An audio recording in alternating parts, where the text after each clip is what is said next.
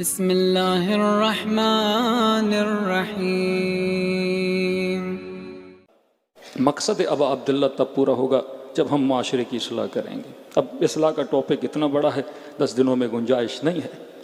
معصوم فرماتے ہیں سفرے پہ بیٹھتے ہو کھانے کی اصلاح، کاروبار کرتے ہو بزنس کی اصلاح، لباس پہنتے ہو کپڑے کی اصلاح، نگاہ ڈالتے ہو نگاہوں کی اصلاح، کلام کرتے ہو کلام کیسا کرنا چاہیے اس کی اصلاح، کانوں سے آوازیں سنتے ہو کون سی آوازیں سننی چاہیے اس کی اصلاح، معاشرے میں دوست بنانا ہے کس کو دوست بناؤ اس فکر کی اصلاح، لوگوں کے لیے سوچتے کس طرح ہو تمہارا طرز فکر کیا ہے اس کی اصلاح۔ اب یہ چیزیں ہم اپنی جیب سے نہیں نکالتے، ایون آپ معصومین کی دعائیں پڑھیں، آج کچھ دعائیں میں نے نکالی ہیں کیونکہ شب دعا ہے۔ معصوم فرماتے جب دعا بھی کرو تو دعا میں بھی معصوم لفظ اصلاح کو استعمال کرتے۔ پہلی دعا اللہم اصلح لی دینی، اے خدا میرے دین کے اندر میری اصلاح فرما۔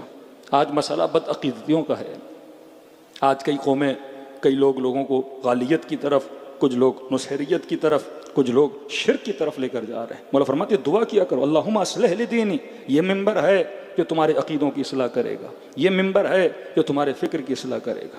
چھوٹی چھوٹی عمر کے ذاکر پنجاب میں آ جاتے ہیں ممبروں پہ، کبھی کوئی حضرت جبرائیل کی توہین کر رہا ہوتا ہے۔ اللہ نے قرآن میں علی الاعلان لعنت بھیجی ہے کہ جبرائیل کے دشمن پہ لعنت، اے محمد تیرے دشمن پہ لعنت۔ یہ اللہ کا واحد ملک ہے جس کا نام لے کے خدا کہے، لیکن آج ممبر پہ آ کے ہم سمجھتے ہیں کہ امیر المؤمنین کی فضیلت یہ ہے کہ اگلے بندے کو گھٹایا جائے۔ بھئی فضائل امیر المؤمنین کلام امیر المؤمنین میں سب سے بڑا معجزہ اہل بیت علیہ السلام کا انسان سازی ہے کہ یہ علی ہیں جو سلمان بناتے ہیں، یہ علی ہیں جو ابو ذر بناتے ہیں، یہ حسین ہیں جو حبیب ابن مظاہر بناتے ہیں، یہ حسین ہیں جو ہور بناتے ہیں، یہ جعفر صادق ہیں جو جابر ابن حیان بناتے ہیں، یہ اہل بیت علیہ السلام ہیں جو ابو حمزہ سمالی جیسی شخصیات کو کائنات۔ یہ کم معجزہ ہے کہ اس مکتب نے خمینی دیا، یہ کم معجزہ ہے کہ اس مکتب نے حسینی دیا، یہ کم معجزہ ہے کہ اس مکتب نے سید علی خامنئی دیا، یہ کم معجزہ اس مکتب نے سید حسن نصر اللہ دیا۔ یہ اس مکتب کا کم، یہ معجزہ اہل بیت علیہ السلام ہے کہ ایسے ایسے بڑی بڑی شخصیات انہوں نے دنیا، انسان سازی انبیاء کا کام تھا، بلڈنگ سازی نہیں، انسان بنانا، ایسے انسان بنانا کہ ایک انسان پورے معاشرے کو اصلاح کی طرف لے جائے، ریولیوشن کو قائم کر دے، ایک زکزکی 12 ملین لوگوں کو شیعہ بنا دے، یہ اصلاح معاشرہ، یہ اہل بیت کا کمال تھا، یہ معجزہ اہل بیت علیہ السلام ہے۔ لیکن کیونکہ ہم ایک محدود چٹکلے بازی میں پڑ جائیں اور لوگوں کے عقیدوں کو خراب کر دیں، چھوٹی چھوٹی باتوں پہ لوگ لڑ پڑتے ہیں۔ ابھی بتا رہے ہیں مولانا صرف اس لفظ پہ کہ مولا علی کی 13 رجب کو ولادت، اب اسی بحث ولادت ہے، آمد ہے، ظہور ہے، اب کوئی ولادت کہے تو ظہور والے کہتے ہیں آپ غلط کہہ رہے ہیں۔ لفظوں میں پڑھ کے اب دکھایا ہی جائے کہ بھائی ہم کیوں کہ اہل بیت کا ادب کرتے ہیں۔ اگر آپ نے ولادت بولا تو بے ادبی ہے۔ ہمیشہ میں نے فکر کس چیز سے لینی ہے؟ اہل بیت علیہ السلام سے۔ پہلی بات، آپ جو لفظ استعمال کرتے ہو وہ روایت میں ہے، وہ قرآن میں ہے۔ حضرت عیسیٰ کیا کہہ رہے ہیں؟ یوم ولدتو، جس دن میں پیدا ہوا۔ امیر المؤمنین کی روایات میں لفظ ولادت ہے، اس میں کون سی توہین ہے؟ ہاں اہل بیت یہ فرماتے ہیں ہماری ولادت تمہاری طرح نہیں ہے، فرمایا کہ کبھی بھی ہماری کیفیت ولادت میں گفتگو نہ کیا کرو، سختی سے اہل بیت علیہ السلام نے منع کیا۔ کئی ایسی چیزیں ہیں جس سے تمہارا لینا دینا نہیں ہے، تمہارا لینا دینا اس سے کہ امیر المؤمنین تجھے کیا دیا۔ اس بحث میں پڑھو گے کہیں نہیں پہنچو گے، نہ دین کا مسئلہ ہے نہ ایمان کا مسئلہ ہے، ایسی فضول بحثیں جس میں انسان کا دین، عقیدہ، ایمان کیا ہو جائے، تباہ ہو جائے۔ لوگ رسول خدا کے پاس آتے تھے، یا رسول اللہ حضرت موسیٰ کی مثلا نانی کا نام کیا تھا؟ بھائی اس کا نام جان کے آپ کے دین میں اضافہ ہونا ہے۔ حضرت موسیٰ نے جو اژدہا بنایا تھا، جس لکڑی سے، اور جو اژدہا بنا تھا وہ نر تھا یا مادہ تھا؟ بھائی اس سے آپ کے دین کا، ایمان کا کوئی لینا دینا ہے کہ نہیں ہے؟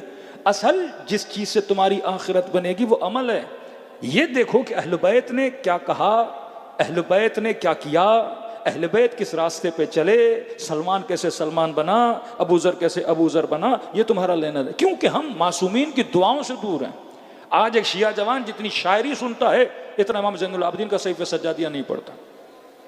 آج جتنا ہم خود تخلیقی ورڈز خطیبوں کے سنتے ہیں، ان کی اپنی بنائی ہوئی باتیں جتنی سنتے ہیں، اتنا ہم کلام معصوم کو نہیں پڑھتے۔ پورا سال کتنی بار تم نہج البلاغہ پڑھتے ہو؟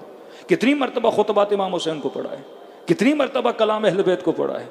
کتنے امام چھٹے امام کی زندگی کو آپ نے پڑھا ہے؟ جب کلام معصوم میں پڑھو گے تو مشرب معصوم کو سمجھو گے۔ کلام معصوم کا مطلب ہے معصوم کی صحبت میں رہنا. تو فرمایا دعا کر، دعا ہی تمہاری زندگی کو بنا. یہ دعا ہے، خدا سے مانگو گے تو خدا عطا کرے گا. یہ رات دعا کی رات ہے. اللہم اصلح لی دینی، اے خدا میرے دین کی اصلاح فرما. پھر فرما واصلح لی فی دنیائی، صرف دین کی نہیں، اے خدا صحیح العقیدہ بنا، میرے دین کو صحیح فرما. دوسری چیز فرمایا واصلح لی دنیائی، اے خدا میری دنیا کو بنا. کیوں بنا؟ کیونکہ التی فیہا معاشی، کیونکہ دنیا میں میرے رزق کی وابستگی ہے. بارہا کا جس جوان کی نوکری اچھی نہیں، بزنس اچھا نہیں، کمائی اچھی نہیں، یہ محتاج رہے گا. یہ ریلیشن ہے، پھر اس کا دین بھی صحیح نہیں رہے گا. یہ صبح سے شام تک اگر رزق و روٹی کے لیے پریشان ہے، اس کا دین بھی خراب ہو جائے گا. فرمایا اے خدا میری دنیا بھی صحیح فرما، کیونکہ میری دنیا سے کس کا تعلق ہے؟ میرے معاش کا تعلق ہے. ربنا آتنا فی الدنیا حسنہ وفی الآخرۃ حسنہ. یہ کمال قرآن ہے. جتنی مرتبہ قرآن میں لفظ آخرت اتنی مرتبہ لفظ دنیا آیا. مطلب تم نے ایکول ہو کے چلانا ہے. مومن کی دنیا بھی اچھی ہونی چاہیے، مومن کی آخرت بھی اچھی ہونی چاہیے. یہ الگ ٹاپک ہے. نظام دجال کیا ہے؟ وہ صرف کہتا ہے دنیا بنا. نظام امام زمانہ کیا ہے؟ دنیا بھی بنا، آخرت بھی بنا. نظام دجال میں جب فیصلے کیے جاتے ہیں، ایک آنکھ کے فیصلے ہوتے ہیں، صرف مد نظر دنیا ہوتی ہے. 2 میم جوان یاد کر لیں، میں نے کئی مجالس میں کہا، ایک میم معاد، ایک میم معاش. آگے جملہ آتا ہے وَأَصْلِحْ لِي آخِرَتِي، اے خدا میری دنیا کو بنا، کیونکہ دنیا سے میرا معاش جڑا ہوا ہے، میرا مال جڑا ہوا ہے، میری اکنامک کو اقتصاد جڑا ہوا ہے. پھر فرمایا وَأَصْلِحْ لِي آخِرَتِي، میری آخرت کو بنا، الَّتِي إِلَيْهَا مَعَادِي، آخرت بنا کیونکہ آخرت سے میرا معاد جڑا ہے. اگر دنیا بن گئی لیکن قیامت بگڑ گئی، اس دنیا کا فائدہ کیا؟ اگر دنیا بنی لیکن میرا معاد نہ بنا. 2 میم، میم معاد، میم معاش، یہ 2 میم یاد رکھیں. معاد کا مطلب اکنامک، معاد کا مطلب قیامت، معاش کا مطلب اکنامک، اقتصاد، پیسہ. مولا فرماتے دونوں کو بنا. نظام دجال کون سا نظام ہے؟ ایک آنکھ والا نظام. کون سی آنکھ؟ پیسے کی آنکھ، معاش کی آنکھ. دوستی کرے گا پیسے کی بنیاد پہ، ملکوں سے تعلقات پیسے کی بنیاد پہ. امریکہ اسرائیل کی سپورٹ کر رہا ہے پیسے کی بنیاد پہ. مسلمان کو مسلمان سے لڑایا جا رہا ہے کیونکہ اسلحے کی فیکٹریاں ہیں، یہ بیچی جائیں گی، ان کی اکنامک مضبوط ہوگی، ان کا مال آ جائے گا. فلم انڈسٹری پیسہ، دوستیاں پیسہ، تعلقات پیسہ، ایم پی ایم این اے، سیٹیں ویٹیں، سب چیز کیا ہے؟ پیسہ ہے. اب ان کے معاشرے اتنے کنٹرولڈ معاشرے کیوں ہیں؟ کیونکہ وہاں لوگوں کو کنٹرول آخرت کی بنیاد پہ نہیں کیا جاتا، مال کی بنیاد پہ کیا جاتا ہے. یہی پاکستانی بچہ جب پاکستان میں کراچی کے روڈ پہ گاڑی چلاتا ہے، یہ سگنل توڑتا ہے. اور یہی بچہ جب یو کے جاتا ہے، یورپ جاتا ہے، آسٹریلیا جاتا ہے، سگنل کے پیچھے کھڑا ہو جاتا ہے. بھائی تمہیں کس نے روکا؟ کس نے تجھے آرڈر دیا؟ وہاں تم مہذب نہیں تھے، یہاں تم مہذب کیسے بنا؟ وہاں کچرا تم روڈ پہ پھینک رہے تھے، یہاں تم ایک چھوٹا سا کچرا بھی روڈ پہ نہیں پھینکتے. یہ کون ہے جو اس کے وجود کو کنٹرول کر رہا ہے؟ یہ کون سی آنکھ ہے جس سے یہ خوف زدہ ہے؟ کیا یہ اللہ کی آنکھ ہے یا یہ دجال کی آنکھ ہے؟ دجال کی آنکھ پیسے کی آنکھ ہے. کس آنکھ سے ڈرتا ہے؟ اس کیمرے کی آنکھ سے ڈرتا ہے جو سگنل پر بھی لگی ہے، جو روڈ پر بھی لگی ہے. کہ مولانا یہاں سے پیسہ کمانے کے لیے وہاں گیا، اور اگر میں نے ایک سگنل توڑا $50 دینے پڑیں گے، $400 دینے پڑیں گے. دبئی کا سگنل توڑا 500 درہم دینے پڑتے ہیں. اب کہتا ہے میں مال کمانے آیا، اب سگنل توڑوں گا تو نقصان کس کو ہے؟ مال کو ہے. تو اسے فکر کس کی ہے؟ مال کی فکر کی وجہ سے یہ سگنل نہیں توڑتا. لیکن ایک دوسری آنکھ ہے جسے کہتے ہیں اللہ کی آنکھ ہے. امام حسین کے پاس جوان ہے، مولا میں گناہ کی عادت ہے، گناہ کو چھوڑنا چاہتا ہوں لیکن چھوڑ نہیں پا رہا. امام نے فرمایا 2 کام جا کے کر، اس کے بعد تیری مرضی ہے، جا کے گناہ کر. کہ مولا کون سے کام؟ کہ ایسی جگہ گناہ کر جہاں خدا کی آنکھ تجھے نہ دیکھے. دوسرا فرمایا کہ اللہ کا رزق کھانا چھوڑ دے. کہ مولا ناممکن ہے. کہ جب ناممکن ہے تو پھر گناہ کو چھوڑ دے. امام جس آنکھ کو قوی کریں گے وہ کون سی آنکھ ہے؟ آخرت کی آنکھ ہے. یہ تک و تنہا کمرے میں بیٹھا ہے، اللہ کی نافرمانی. کیونکہ ایک آنکھ تجھے دیکھ رہی ہے، حجت خدا کی آنکھ ہے. ایک آنکھ تجھے دیکھ رہی ہے، اللہ کی آنکھ ہے. یہ کون سی آنکھ ہے؟ یہ قیامت کی آنکھ ہے. اس خوف قیامت سے یہ گناہ نہیں کرے گا. دنیا کنٹرول کرتی ہے صرف مال کے ذریعے سے. وہ یہ نہیں کہتے سگنل توڑو گے تو آخرت میں نقصان ہوگا. وہ یہ نہیں کہتے کہ کسی کو ابیوز کرو گے یا کسی عورت کو نقصان دو گے، کسی بچے کو نقصان دو گے، کوئی زیادتی کرو گے تو کہتے ہیں جیل میں جانا پڑے گا، اتنا فائن آپ کو لگنا پڑے گا. تو پیسے کے خوف سے یہ ایتھیکل بن جاتا ہے، پیسے کے خوف سے یہ اخلاق مند بن جاتا ہے. تو ان کے معاشرے اگر ایتھیکل ہیں، با اخلاق ہیں، تو کس لالچ میں اور کس خوف کی وجہ سے؟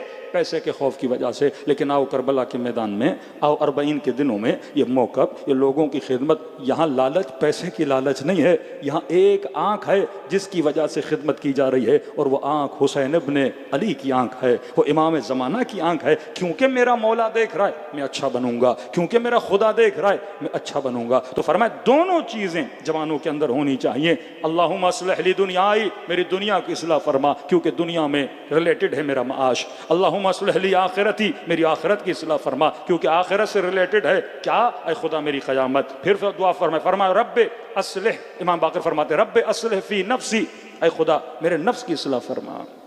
اصلاح نفس، کربلا اصلاح نفس کا نام ہے۔ ہر بنا کیونکہ ہر نے اپنے نفس کی اصلاح کی، زہیر بنا کیونکہ اپنے نفس کی اصلاح کی، بِأَنَّهَا أَهَمُّ الْأَنفُسِ، کیونکہ کائنات کے سب سے اہم ترین نفوس میں سے اگر کوئی نفس خدا نے بنایا ہے اہم، وہ یہ نفس ہے۔ فرما اس کی اصلاح فرما۔ پھر فرماتے ہیں اصلح لی اہل بیتی واصلح لی ذریتی، پانچویں امام، اے خدا میری ذریت، میری نسل کی اصلاح فرما۔